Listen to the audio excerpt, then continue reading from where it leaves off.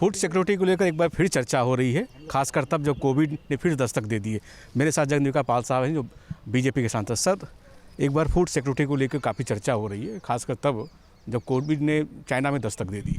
देखिए, food security को लेकर इसलिए भी चर्चा है कि आज हम जहाँ पे एक तरह से कोविड के इस पैंडेमिक को भूल चुके थे, कल्पना भी नहीं किया था कि इस तरह से होगा, लेकिन जिस तरह से चाइना में BF7 का वेरिएंट आया है और चाइना में एक फिर से पैनिक और एक पैंडेमिक स्थिति बन गई है, तो उस हालात में अगर हम देखें तो हमारा भारत आज चाहे कितना बेहतर प्रबंधन मतलब फूड सिक्योरिटी में, मतलब लोगों को 1 से 30 करोड़ लोगों को लाइफ सिक्योर करने के लिए जो खाद्यान्न की सुरक्षा दिया, और सुरक्षा की घोषणा नहीं हुई, उस पब्लिक डिस्ट्रीब्यूशन सिस्टम को डोर डिलीवरी तक पहुंचाने का काम किया।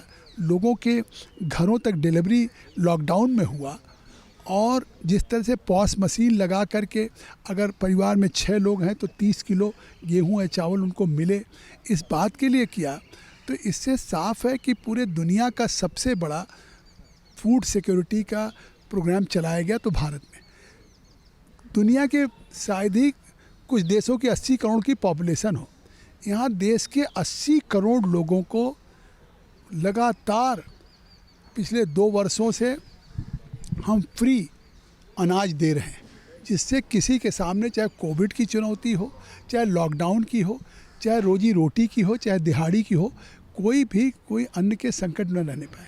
और उस पर हमने अभी तक 3.91 लाख करोड़ खर्च कर दिया। इसके लिए हमने प्रोक्योरमेंट किया, रिकॉर्ड प्रोक्योरमेंट किया, और जिसका नतीजा कि 2021-22 में आप समझते हैं कि MSP जहां हमने बढ़ाया, रबी में भी खरीफ में, आज हमने 42% 2014 से अब तक किसानों की हमने MSP में बढ़ोतरी किया है। तो इसके बाद किसानों को केवल 2021-22 में 2.37 लाख करोड़ हमने किसानों के सीधे खाते में दिया। पहले क्या होता था, बिचौलियों को बेचना पड़ता था, आढ़तियों को बेचना पड़ता था, आज सीधे किसान के खाते में जा रहा। तो इतना बड़ा पैसा, एक तरफ किसान की भी आय बढ़ रही है, दूसरी तरफ किसान के लिए कितना चिंतित। देश की आज़ादी के बाद जो हमारी परंपरागत खेती रागी का, ज्वार का, बाजरा का, काकुन का, मक्का का, मोटे अनाज का था, आज वो विलुप्त हो रहा था।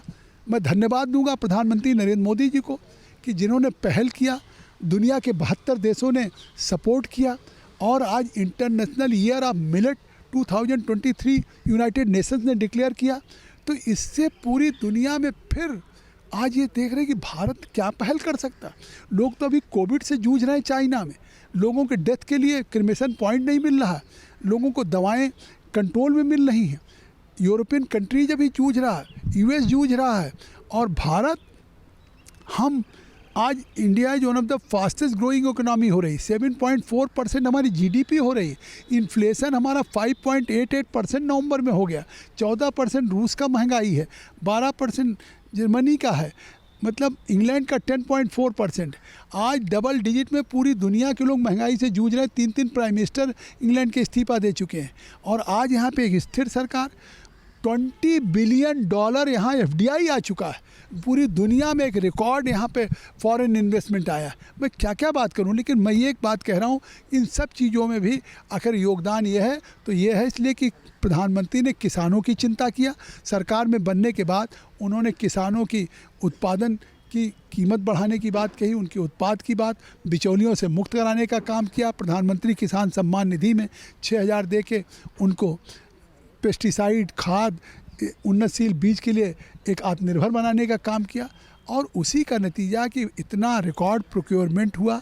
और प्रधानमंत्री गरीब कल्याण में फिर हम लगातार 80 करोड़ लोगों को खाद्यान्न का वितरण कर रहे हैं।